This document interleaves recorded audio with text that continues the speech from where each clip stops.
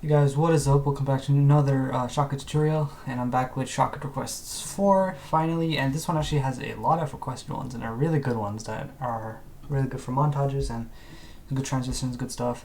And without further ado, let's just get into the video.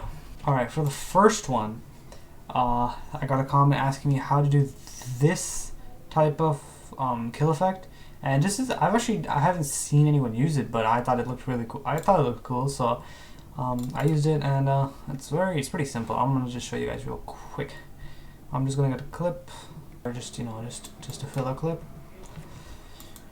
Basically, what you wanna do is you wanna wait for the clip to render in. Find the place where I got the kill. So I'm gonna go on the exact frame, I guess, where the siphon comes. Looks kind of good like that. Split it, and for the second split, you can also use this icon to split, or you can hit S on the keyboard, and it will split the clip from wherever the playhead is. And got the second clip here. We're going to go to the filters. We're going to add a filter, and it's going to be called Vertigo in the video section, or Vertigo, I don't know. And you can basically change it from here. I actually don't remember the settings I used. Zoom I stayed at 20, and then the speed, I guess you can just like change it and how it looks. And you can see this actually looks like really good. It actually looks like a motion blur. It kind of gives that effect. And I don't remember exactly what speed I used for that video. But you could try like different ones you like, or you can even change the zoom. And see which one looks the best whenever getting a kill. But that's basically it, and it's a pretty cool effect. It also looks good for thumbnails. Like, look at this. Imagine this as a thumbnail. That looks kind of cool with the motion blur. Anyways, moving on to the next one. The next one is a popular effect that most montagers use if they're not trickshotters, is the flicker effect. Actually, almost everyone uses the flicker effect. It's like the light flicker. If you know, you should know what I'm saying. Honestly, it's literally everywhere. Looks really good. And I'm gonna show you. And yeah, it looks really good. Basically, I'm gonna get like a 200 clip because I guess it looks better with the 200, or does it? I don't know. Let's see. So hard. All right, so I have a clip here. We're gonna chop it up, and put it in the timeline, and basically we're gonna go to the clip, and as soon as I hit the shot, so we can do around here, I guess. Siphon, I like it when it comes up into siphon. Now it's a bit difficult. It's a bit weird. Like, I don't know if this is how you do it in other editors, but this is how I did it here, and it looks perfectly fine. So what you want to do is you want to zoom into the timeline. I find it easier to do when you zoom into the timeline and have this spread out a bit, this clip. And what you want to do is you want to cut it up every like three frames, basically three stops. I don't know how I should say it, but whenever you hit an arrow key, right or left, it will move a few frames ahead, and you want to hit this back arrow key. Skip to the previous point, which is like go back to the beginning of the clip. And first I'm going to add a brightness filter just so it makes it easier. So just add brightness, don't change anything, just add the brightness filter. Then what you want to do is you want to go to the beginning of this clip, which I'm already at right now, by hitting this button. And you want to hit the right arrow key 3 times. And as you can see, it goes like 3 frames ahead, sort of like that, right? And you want to cut it up there. And then you just want to keep doing that. So 1, 2, 3, cut it up. 1, 2, 3, cut it up. And this takes a while, but I couldn't find an easier way to do it. And although this is like a compromise, it works really good. So I'm gonna cut up all the clips and then come back to you guys. Okay, so I've cut up all the clips now. It took a while. And what you want to do is select the first clip, and like I showed you in the beginning, you added the brightness filter, I added the brightness filter, and now basically all of these clips, tiny clips, have brightness filter, and you don't have to add them separately. For every second one, you have to turn the brightness down a bit. for the other ones, you can just leave it at 100. It doesn't really do anything. You can remove brightness if you want, but it doesn't really do anything. For the first one, I usually start off with the first one and then go from every second. So I'm going to select the first clip that's cut up and put my scroll wheel once down, because or you don't have to, you can also select if you want a specific amount, but I just like this much. And then go to the next clip. Oh, actually, go to the next clip. You don't have to do anything on the next clip, but on the clip after that, you're going to put it down. And then every next clip, basically, every second clip, you have to put the brightness down. So on the next one, I won't put it down, and on the one after that, I will. And then it'll make like a flicker effect, like that, like, you know, like a flicker. And that's basically how you do it. I'm just going to finish it and show you how it looks. Here I've flickered the clips, and it doesn't render in that well, but basically here's it kind of gives a flicker, as you guys can see. And the flicker looks better in slow motion. If you don't want to put slow-mo, then this is how you do it. Well, if you want with slow-mo, just before you do the chopping of the clip, you add the brightness, and before doing the chopping, you just gotta turn the speed of the clip slower. So I've already chopped up each one of these, and I want to be too lazy to actually select each clip and turn the speed down. But before you chop them up, turn the entire this entire section of clips that was one clip, turn it down to like 0.6 or 0.5 for slow-mo, and then chop it up. And then it'll be like basically this, like this flicker effect, except, you know, slow motion, which I was guessing I'm what you guys want, but that's basically that one. And you guys can mess around with it, use different effects. Moving on to the next one. Alright, for the next one is how to keyframe a slow-mo shake. And this one, many people have been asking me, and I actually really like it. It took a while for me to do it. I'm not sure why, but I guess I was just slacking. But it's not that hard. And basically what you want to do is get a clip. So I have this clip here. I want to chop it up. Nice arena slow.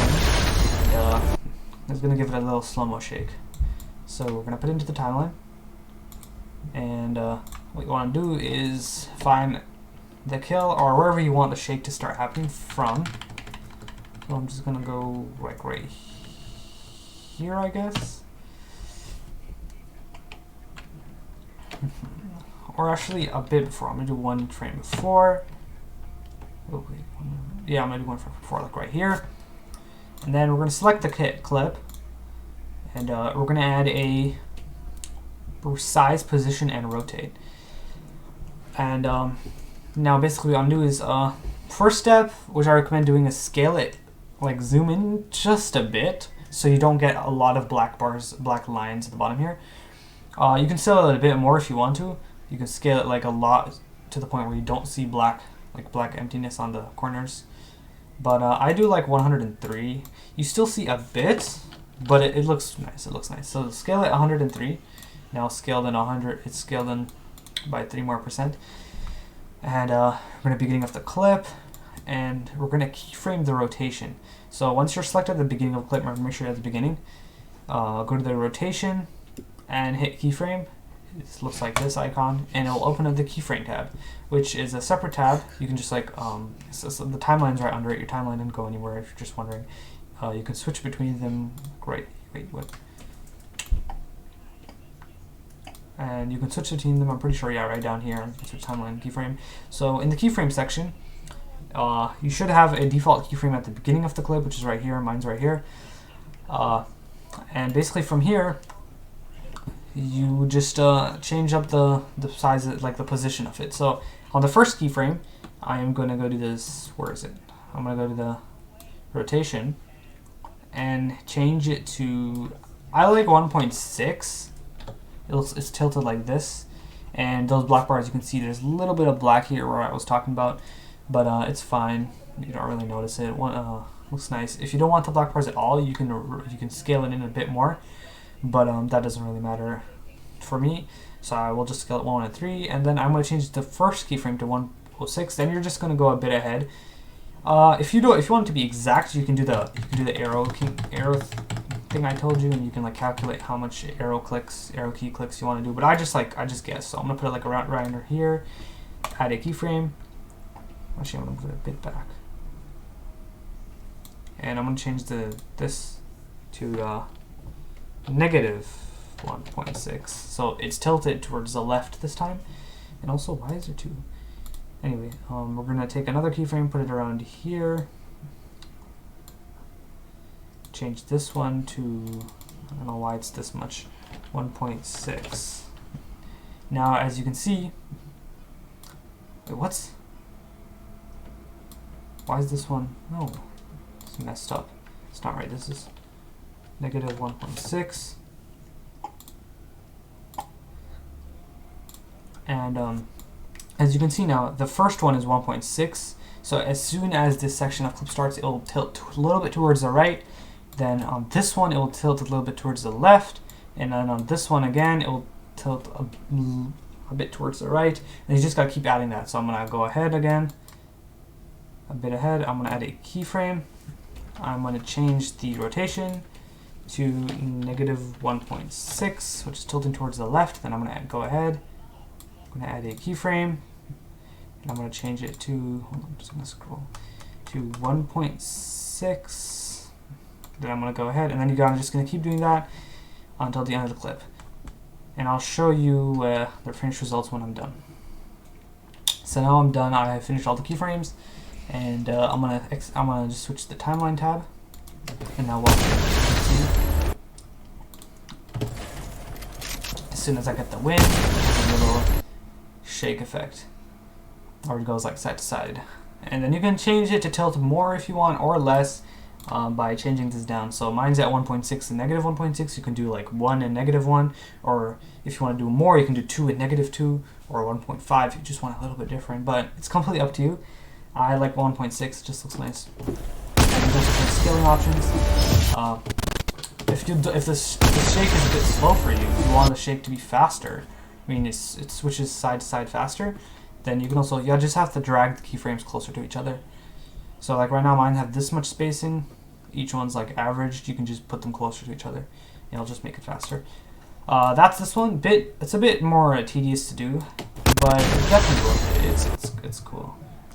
Alright guys, for the last but not least one in this tutorial,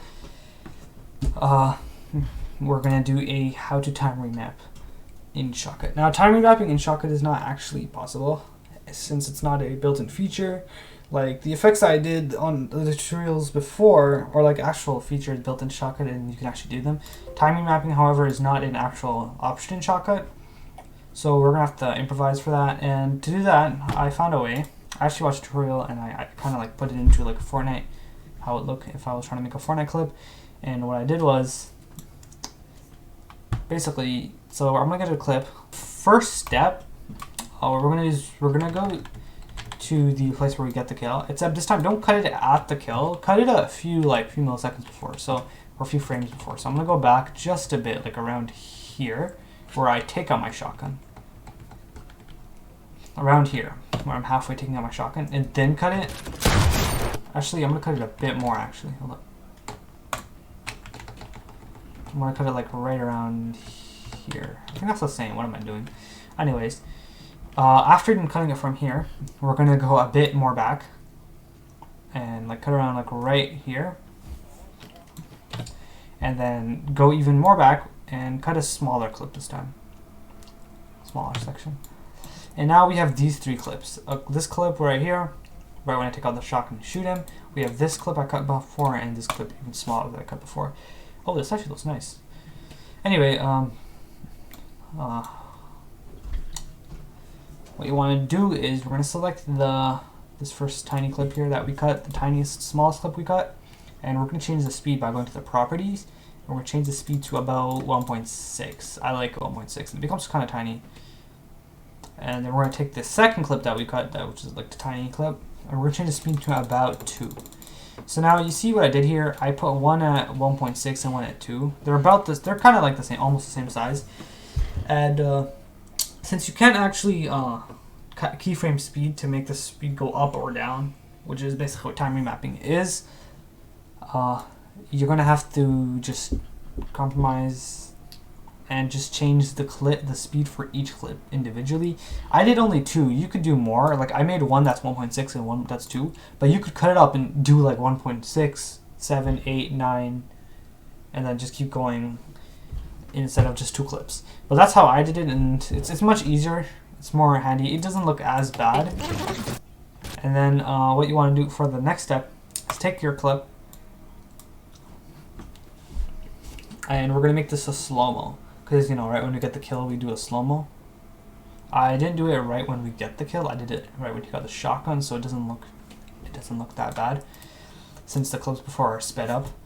So what we're gonna do is we're gonna detach the audio first, so I don't get like a messed up audio.